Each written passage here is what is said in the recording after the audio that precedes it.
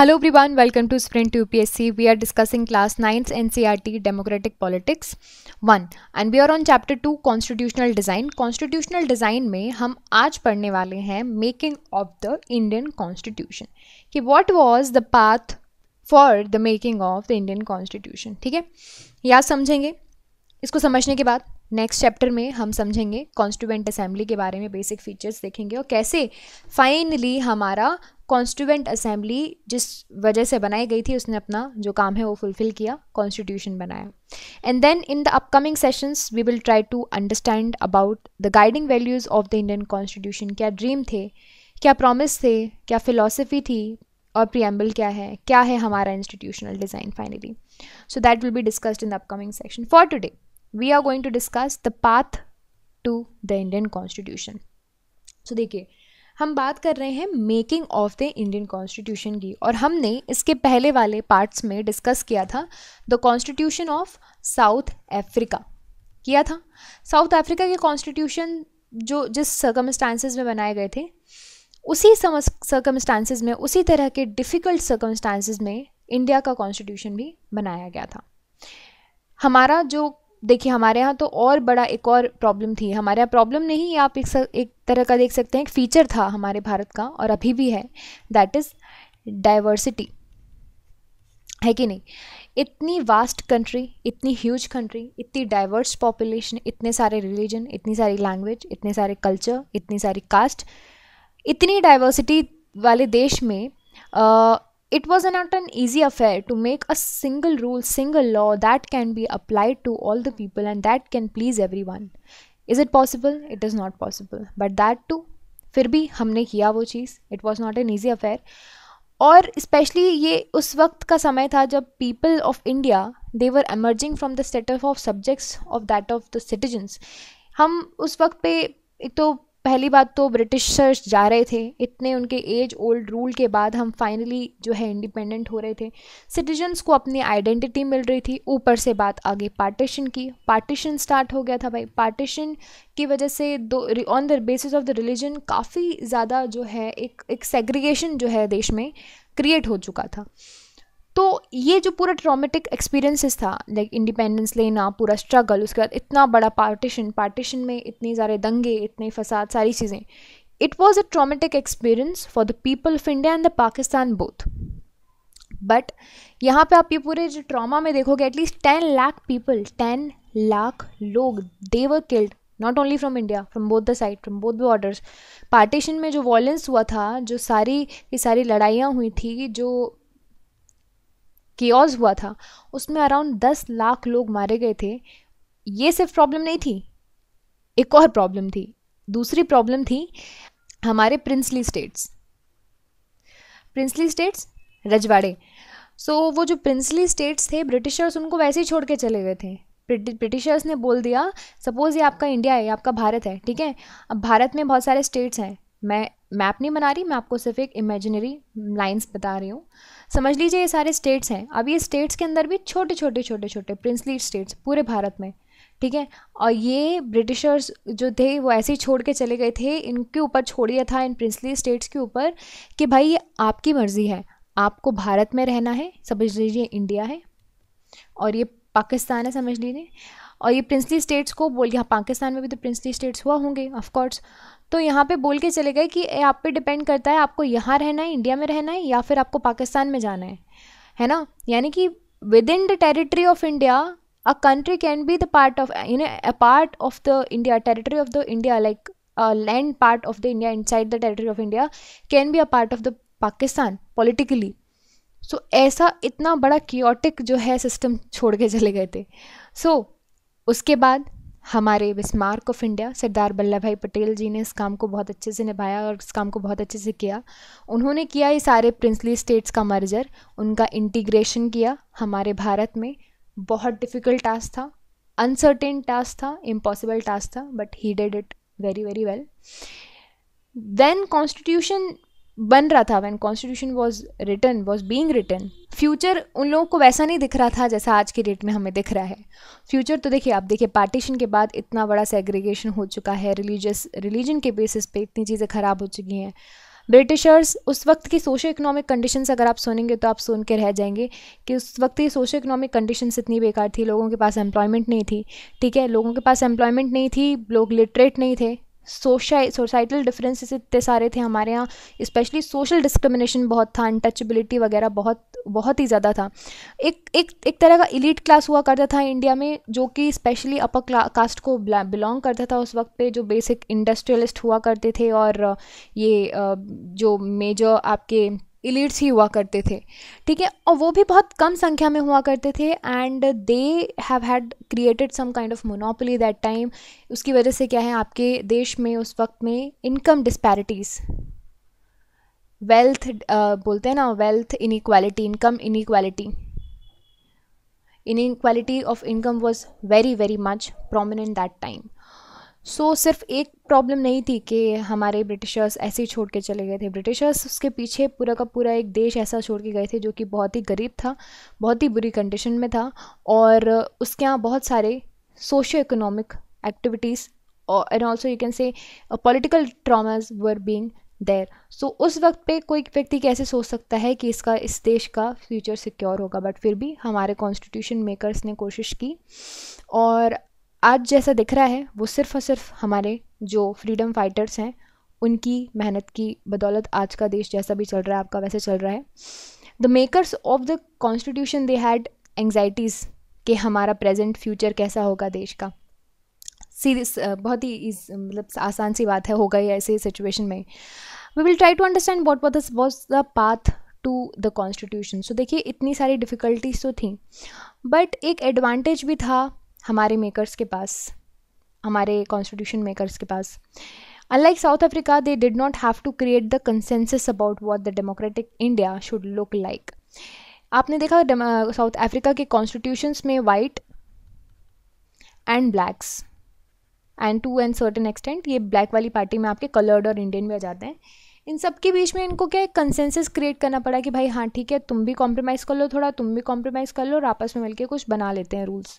हमें इस तरह के कंसेंसस पे नहीं आने पड़ा, क्योंकि हमारा ये जो कंसेंसस है वो इवॉल्व हुआ है थ्रू आर फ्रीडम स्ट्रगल। हमने अपने फ्रीडम स्ट्रगल से ये पूरा का पूरा कंसेंसस जो है वो इवॉल्व किया है। हमने अपनी नेशनल मूवमेंट से सीखा है। हमने सिर्फ ये नहीं सीखा कि हमें फॉरेन रूल से किस तरह लड़ना है, बट हमने ये भी सीखा है कि हमें अगर हमारा देश चाहिए इंडिपेंडेंट, तो हमें एक आइडिया था उस वक्त पे कि वी क्रिएटेड एन आइडिया कि भाई हमारा जो देश बनेगा वो किस तरह से बनेगा। So it was not only about getting rid of the foreign rule, but it was more about how you want your country. So that has evolved throughout the freedom struggle and the national movement during that time. There was of course very very sharp difference of opinions within the freedom struggle में भी बड़े opinions लोगों के अलग अलग हुआ करते थे कि इंडिया को इस पार्ट में चलना चाहिए, अगर इंडिपेंडेंस हुआ तो इस पाथ में चलना चाहिए। डिफरेंस ऑफ ओपिनियंस आज भी एग्जिस्ट करते हैं, है ना, but yet some basic ideas had to come to be accepted by almost everyone कि हाँ एक पॉइंट तो ऐसा हो, जैसे कि आप मान लीजिए इक्वालिटी, ठीक है, ये बेसिक पॉइंट है ना कि सबको चाहिए। एक और बेसिक पॉइंट ले लीजिए, adult franchise, universal adult franchise, this is the basic idea. Right to vote, तो everybody wants a right to vote, right. So these are the basic ideas that everybody agreed to. As far as back in 1928, अब 1928 में क्या होता, मोतीलाल नेहरू जी और उनके साथ जो 8 Congress leader थे, उन्होंने एक कॉन्स्टिट्यूशन हमारे लिए ड्राफ्ट किया। फिर 1931 में कराची का जो सेशन था, वहाँ पे Indian national Congress, it actually dealt with how the independent India's constitution should look like. उन्होंने ऐसा कुछ जो है क्रिएट किया कि भाई हमारे इंडिपेंडेंट इंडिया का जो संविधान है वो किस तरह दिखना चाहिए। दोनों जो डॉक्यूमेंट्स हैं they are most committed to, जैसा कि मैंने आपको अभी बताया था, universal adult franchise, freedom, right to freedom, equality, right, and जो माइनॉरिटीज़ थी हमारे यहाँ उनके राइट्स को प्रोटेक्ट करना, राइट। और ये सारे जो थे ना, ये these were the basic ideas जो हमने अपने फ्रीडम स्ट्रगल में ही इवॉल्व कर लिए थे कि यार अगर हमारा देश होगा ना, अगर हम ये ब्रिटिशर्स से छुटकारा पा लेंगे एक दिन, तो एटलीस्ट हमें ये सारी तो चीज़ें चाहिए, हमें राइट टू वोट चाहिए, हमें फ्रीडम चाहिए, इक्वालिटी चाहिए, माइनॉरिटीज़ के तो हम कुछ राइट्स हैं उनको प्रोटेक्ट कर पाएँ, ऐसा कुछ। ठीक है, ये क्या है, these are the basic values. ठीक है, ये बेसिक वैल्यूज़, इनमें कोई डिफरेंस ऑफ ओपिनियंस नहीं थे, इनमें कोई डिफरेंस ऑफ ओपिनियंस नहीं था कॉन्स्टिट्यूएंट असेंबली में। ये सारे, इनफैक्ट ये जो वाला क्लॉज है ना, universal adult franchise, without any debate and discussions it was passed in the parliament, you can sorry in the constituent assembly. ठीक है, बाकी जो एक एक हमारे कॉन्स्टिट्यूशन की चीज़ें बनी है ना, हर एक चीज़ पे एक चीज़ पे डिबेट हुई है, डिस्कशन हुए हैं, इस तरह से पूरा का पूरा जो कॉन्स्टिट्यूशन का एक आर्टिकल है वो डेलिब्रेट हुआ है। और किस चीज़ ने हमारे जो कॉन्स्टिट्यूशन है उसको पात दिया? ब्रिटिशर्स जो लेगेसी छोड़ के चले गए थे। ब्रिटिशर्स किस तरह की लेगेसी छोड़ के चले गए थे, जिस तरह से वो रूल करते थे, जिस तरह से उनके पॉलिटिकल इंस्टीट्यूशंस थे, हमने उनसे ये बहुत सी चीज़ें सीखी। ओके, आप ब्रिटिशर्स की चीज़ें देख लोगे ना, तो उनके रूल के समय पे वोटिंग राइट्स के कुछ ही लोगों को दिया करती थी, है ना। और जो ब्रिटिशर्स थे उन्होंने जो लेजिस्लेचर है भारत के लिए, बहुत ही वीक लेजिस्लेचर का कॉन्स्टिट्यूशन किया था।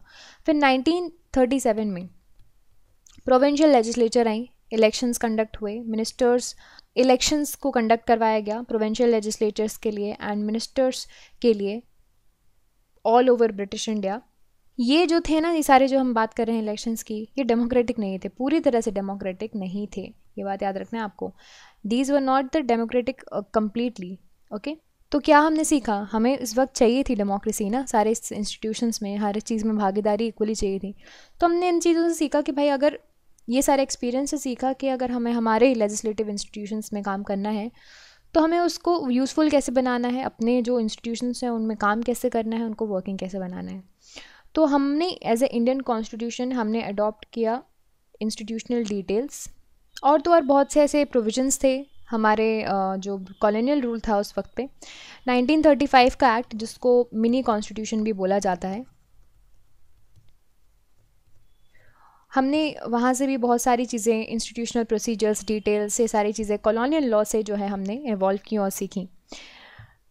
सिर्फ 1935 का जो एक्ट था उससे हमने चीज़ें नहीं सीखी, उसके बाद हमने बहुत से जो देश हैं, फ्रांस हुआ, यूएस हुआ, कनाडा हुआ, ऐसे बहुत से देश हैं जहाँ से हमने बहुत सी चीज़ें इवॉल्व करके, उनसे, उनके एक्सपीरियंस से, उनके लीडर्स के कॉन्फिडेंस से, उनके जो पास्ट है हिस्ट्री से, उनसे चीज़ों को सीख के हमने बहुत सी चीज़ें हमारे हमारे हमारे कॉन्स्टिट्यूशन में अडॉप्ट की। और ऐसा नहीं था कि सिर्फ हाँ ठीक है ये मॉडल अच्छा लग रहा है कनाडा का तो ले लेते हैं, नहीं, ऐसा बिल्कुल नहीं था। We thought over it, we thought years over it, we think about that, deliberation हुए, डिबेट्स हुए, चीज़ों को समझा गया, परखा गया, फिर जाके हमने चीज़ों को प्रैक्टिस में लिया। बहुत से लोग थे जो फ्रेंच रिवॉल्यूशन के आइडियाज़ से जो बहुत ज़्यादा इंस्पायर्ड थे, कुछ लोग थे जिनको ब्रिटिश का पार्लियामेंट्री सिस्टम अच्छा लगता था, एंड कुछ लोग थे जिनको यूएस के बिल ऑफ राइट्स ज़्यादा अच्छे लगते थे। तो इस तरह से हमने सारी चीज़ें थोड़ा लिया। सोशलिस्ट रिवॉल्यूशन रशिया का हम इंडियंस को एस्पायर किया कि हमें हमारे जो सिस्टम है उसमें सोशल एंड इकोनॉमिक इक्वालिटी लेकर आनी चाहिए। बट इतना सिंपल नहीं है ये सारी चीज़ों को इंटीमिडेट करना। ईच एंड एवरी स्टेप्स वो क्वेश्चनिंग कि क्या ये सिस्टम्स हमारे देश के सिस्टम को सूट करेंगे या नहीं करेंगे। जैसे मैंने बोला कि हमारे संविधान का एक एक आर्टिकल को बहुत अच्छे से डेलिब्रेट एंड डिस्कस किया गया है पार्लियामेंट में। तो वो only few articles you can से जिनमें कम डिस्कशंस हुआ होगा, जो कि यूनिवर्सली एक्सेप्टेड प्रिंसिपल्स होते हैं, बस वही। But apart from that everything was like everything went into the proper consideration, and all of these factors, they have contributed to making our constitution, and that has given the path to our constitution. So in the next session we'll try to understand the constituent assembly, क्या थी constituent assembly, क्या उसने काम किए, कैसे हमारा संविधान आया in practice. Everything will be discussed in the next session, and in the upcoming sessions we'll try to discuss the guiding values. So I hope you like this video. If you like this video, you can subscribe to the YouTube channel for more videos and updates, and also you can download the Sprint UPSC app to practice book chapter wise and topic wise. Remember candidates, just reading books and watching videos are not going to help you out unless you practice thoroughly. So identify your mistakes and improve your performance, and Sprint UPSC is the best platform to do all of this. अगर आपको ये video पसंद आया हो तो हमारे YouTube channel को subscribe कीजिए for more videos and updates, and also download कीजिए स्प्रिंट यूपीएससी ऐप। आप अपनी books chapter and topic wise practice कर सकते हैं। देखिए, सिर्फ बुक पढ़ने से या वीडियोस देखने से मदद नहीं मिलेगी जब तक आप अच्छे से प्रैक्टिस नहीं करोगे। सो अपनी मिस्टेक्स को जानिए एंड परफॉर्मेंस को इंप्रूव कीजिए। एंड स्प्रिंट यूपीएससी के लिए बेस्ट प्लेटफॉर्म है। I will see in the next video. Thank you so much.